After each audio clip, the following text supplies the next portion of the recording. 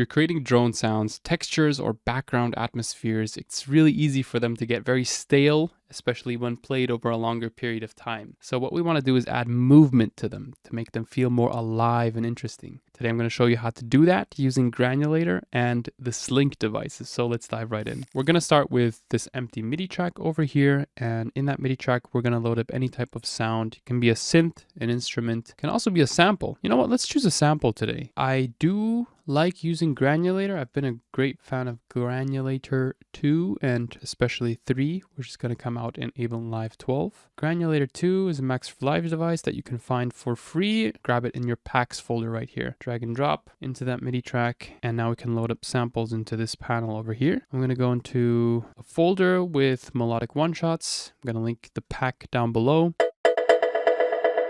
Let's take this space kalimba and just put it here. Find a specific section that we like. Now we can record arm the track and play notes on our keyboard. Perfect. I'm playing the B on my keyboard, just randomly selected that note. So that's the note that I'm going to draw in here. There we go. I'm going to drag this loop MIDI clip until the very end of that 16 bar loop. Right click my loop selector, click loop. So now we should have that playing. Let's add a bit more movement to the sound by automating the file position over here. So let's click this knob and now drag and drop the file position to move it around. You know what? Let's also put it into both directions. So we zoom in a bit. So we go back and forth, right? It's always a different position. And you can also map this to one of your macro controllers. If you have one of these, for example, you can just map it to your fader here. Move it up and down. It's really fun. Really, really fun. It becomes more humane and you get to touch your track, which is really nice.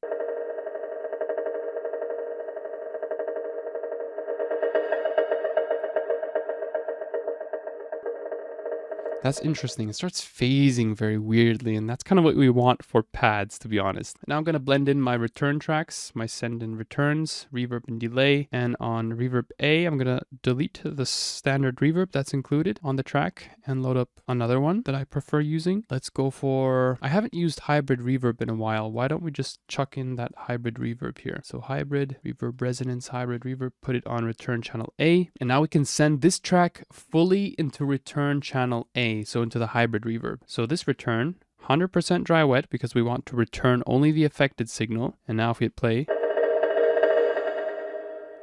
you can see it's already being applied by this reverb here. And you can select different presets. You can go into textures or bigger spaces. Texture sounds interesting. Jet wash blanket, I know sounds really long. Increase the decay.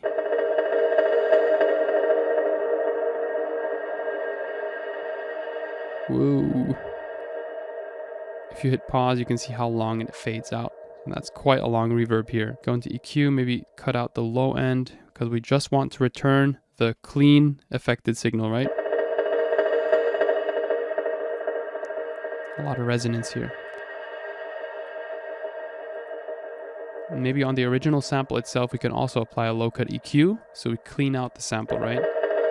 There's a lot of resonant frequencies like ooh, ooh. Right around here. Let's clean it out. Just chuck it out a bit, you know? Yeah. And here's where the special sauce comes in. The Slink device. These are Max for Live. I'm going to go into packs and you can see a ton of these Slink devices. You can see Slink racks. They come with racks, MIDI presets, LFO presets, filter presets, and what we're going to do is actually go for the filter presets because I do like the filter. Back and forth. That's the first one I'm going to choose. Just chuck it in here. You can see it starts moving very strangely. Really interesting. You can see the frequency here, 100 Hertz, 1K, and 10K, and it basically creates filter movement alongside those frequencies, which results in a less static sound, more movement, right? So if I blend in the dry wet here, it's like, you hear that?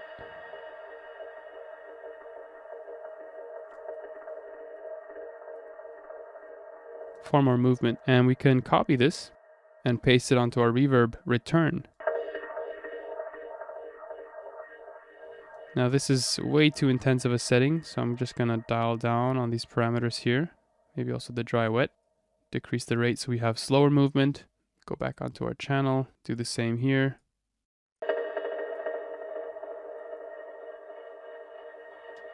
Yeah. Got yourself a really nice and chill background pad. And you can always go back into your sample folder and select a different sound. For example, this one here.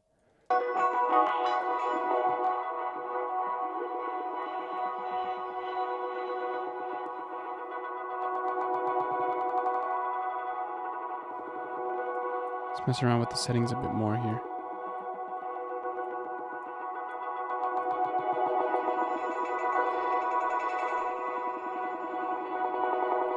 So gravity pulls it down more.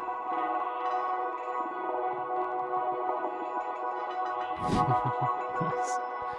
Yeah, just scroll through the sounds. So I'm turning my melodic one-shots into pads, into drones.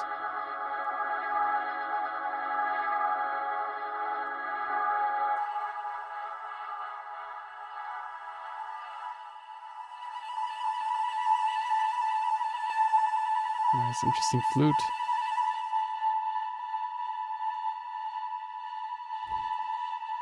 Crazy.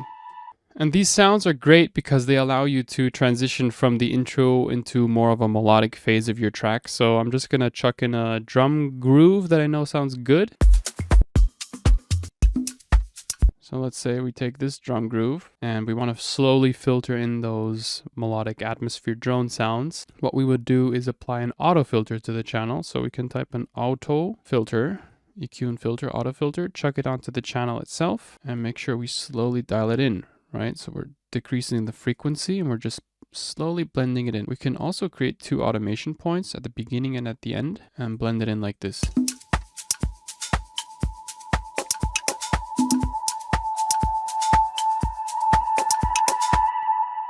Of course, dial down the volume because it's really intense.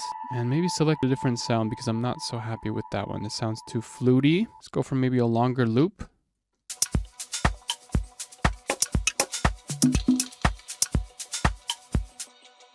Textural kalimba. That sounds good. So again, let's make sure to slowly fade it in here, starting from the very bottom here.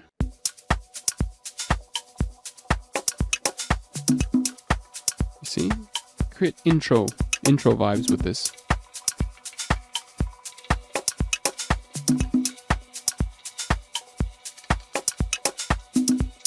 Duplicate. Extend the loop.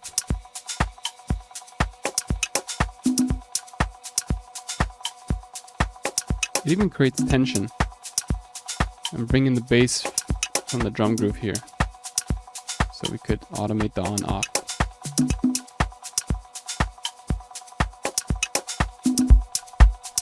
Nice.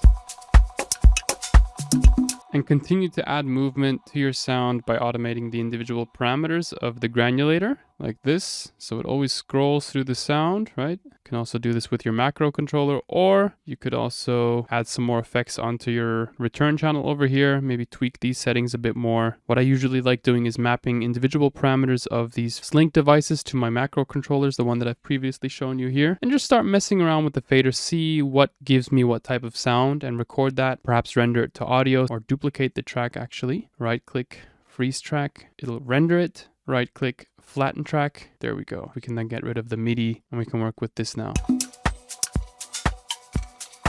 And this gives us the option to also work with the audio warping parameters here. So we could go into beats, forward transient, dial down the transient, so we get more of a percussive element, right? So each time you get one of these onsets or transients, basically cuts the sound and shortens it to make it more rhythmic. And now if I take off the reverb, I get a completely new sound.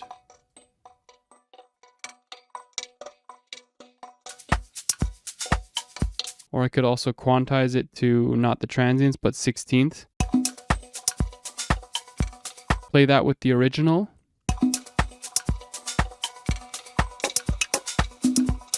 The pad.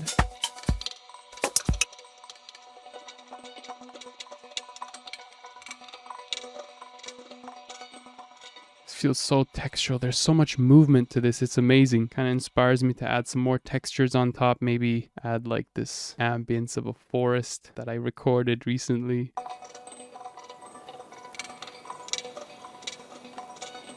Nice.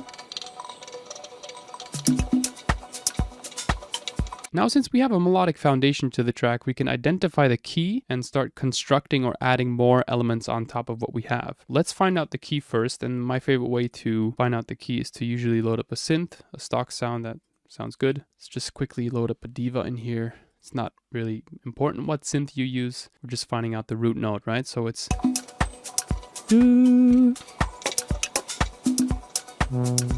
Yeah. It is the B. It's actually the B minor. So yeah, that's the B. And now we know we can select sounds in B minor. And by the way, I just deleted the diva track since I only needed that to identify the key. So I could type in B minor up here, B minor. And let's say I want to go for bass lines. For example, this one sounds kind of percussive, very subby. Chuck it in here, take away the low cut that I have loaded by default, decrease the volume, play that with the rest. Yeah, and we can continue to search. Can maybe choose a vocal sample or something like that. Chuck that into the background as well. And continue just building on that track.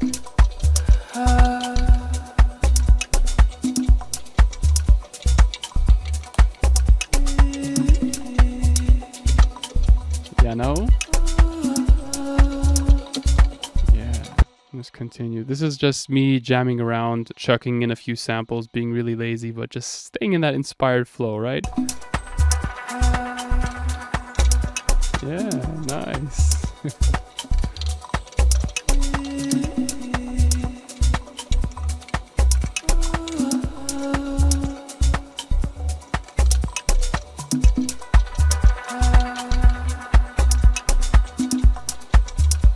Whoa. Thanks for watching. I hope you enjoyed. All the sounds that I've used today are in the Organic House Essential Sound Pack. As always, like and subscribe if you enjoyed. I'll see you in the next video. Peace.